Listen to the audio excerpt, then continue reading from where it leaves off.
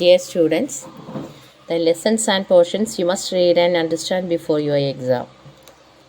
നമ്മൾ എക്സാമിന് മുമ്പ് നിങ്ങൾക്ക് വായിക്കേണ്ടതും അതുപോലെ മനസ്സിലാക്കേണ്ടതുമായിട്ടുള്ള പോർഷൻസാണ് ഇനി പറയുന്നത് കേട്ടോ.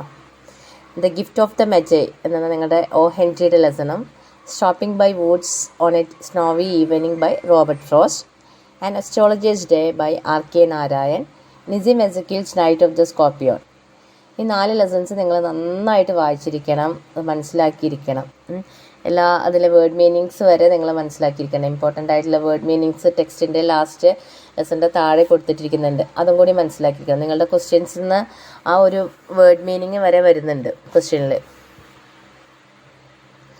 അതുപോലെ തന്നെ മോസ്റ്റ് ഇമ്പോർട്ടൻ്റ് പോർഷൻസ് നിങ്ങൾ എന്തായാലും കവർ ചെയ്യേണ്ട സംഭവം സെൽഫ് ഇൻട്രൊഡക്ഷൻ ഉണ്ട്. പേജ് നമ്പർ 46-ലും 48-ലുമാണ്. എങ്ങനെയാണ് നമ്മളൊരു സെൽഫ് ഇൻട്രൊഡക്ഷൻ നടത്തേണ്ടത് എന്നുള്ളത്. അത് പേജ് നമ്പർ 46-ലും അതിന് എക്സാമ്പിൾ ഉണ്ട്, 48-ലും ഉണ്ട്.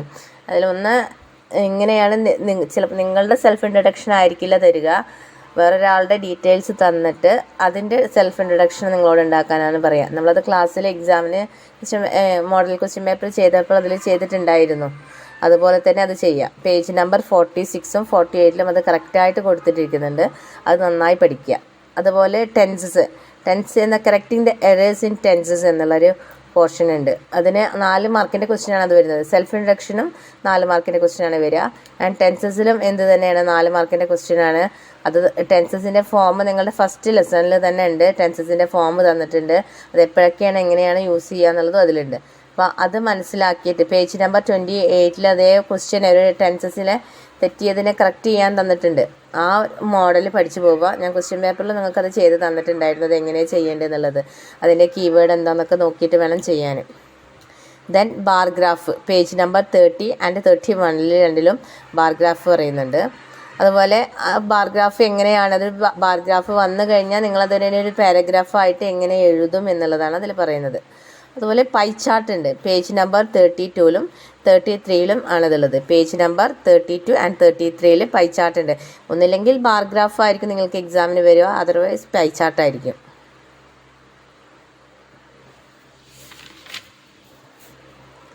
ദെൻ സ്ലൈഡ്സ് ആണ്. പേജ് നമ്പർ 74-ലും 75-ലും തരുന്നുണ്ട് സ്ലൈഡ്സ് എങ്ങനെയാണ് എഴുതുക എന്നുള്ളത്. അതിൻ്റെ ഇൻസ്ട്രക്ഷൻസ് വരെയുണ്ട്, എങ്ങനെ ആയിരിക്കണം ഒരു സ്ലൈഡ്സ് ഉണ്ടായിരിക്കേണ്ടതുള്ള ഇൻസ്ട്രക്ഷൻസ് വരെ അതിൽ കൊടുത്തിട്ടുണ്ടായിരിക്കണം. വളരെ ചുരുക്കിയ രീതിയിൽ എഴുതിയിരിക്കണം, എന്നാൽ ചുരുക്കിയതിൽ നിന്ന് നമുക്കെല്ലാം മനസ്സിലാകുന്ന രീതിയിലായിരിക്കണം, ക്ലിയർ ആയിരിക്കണം, അക്യുറേറ്റ് ആയിരിക്കണം എന്നുള്ളതൊക്കെ ഉണ്ട് അതിൽ. അപ്പോൾ അത് നന്നായി പഠിക്കുക. അതുപോലെ ഇമെയിൽ റൈറ്റിംഗ് എങ്ങനെയാണ്. പേജ് നമ്പർ 74 to 84 വരെയുള്ളതിൽ ഇമെയിലിനെ കുറിച്ചിട്ടാണ് പറയുന്നത്.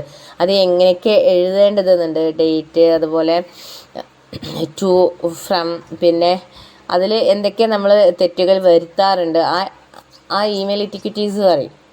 അതൊക്കെ എന്താണെന്ന് നോക്കി മനസ്സിലാക്കി വേണം പോയി എഴുതാൻ വേണ്ടിയിട്ട്. അപ്പോൾ നമ്മൾ ആ ഫോം തന്നെ കറക്റ്റായിട്ട് കഴിഞ്ഞാൽ നിങ്ങൾക്ക് അതിൻ്റേതായ മാർക്കുകൾ കിട്ടും. അപ്പോൾ അത് നന്നായിട്ട് നോക്കുക. പേജ് നമ്പർ 74-ലും 84-ലും ഉണ്ട്.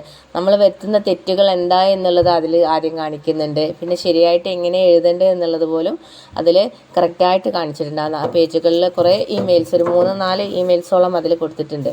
അപ്പോൾ അത് നോക്കിയിട്ട് മനസ്സിലാക്കുക. അതുപോലെ പേജ് നമ്പർ 117-ൽ പാസീവ് വോയിസും ആക്റ്റീവ് വോയിസിൻ്റെയും ഒരു ഭാഗം വരുന്നുണ്ട്, അതും പഠിക്കുക. പിന്നെ വരുന്നത് പേജ് നമ്പർ 128-ലാണ് സിനോണിംസ് അല്ലെങ്കിൽ സിമിലർ വേർഡ് മീനിങ്സ് പറയുന്നത് അല്ലേ. ഒരേ വേർഡ് മീനിങ്സ് ഉള്ള വാക്കുകൾ ഉണ്ടായിരിക്കും, സിനോണിംസ്. അതാണ് നമുക്ക് ഓരോ ലെസൺസിൻ്റെ ഒരു ഭാഗത്തുനിന്ന് വരുന്നതും സിനോണിംസാണ്. അതാണ് പേജ് നമ്പർ 128-ൽ അത് പറഞ്ഞിട്ടുണ്ട്. ദെൻ പേജ് നമ്പർ 136 to 148 വരെയുള്ളതിൽ റിപ്പോർട്ടഡ് സ്പീച്ചാണ് പറഞ്ഞിരിക്കുന്നത്.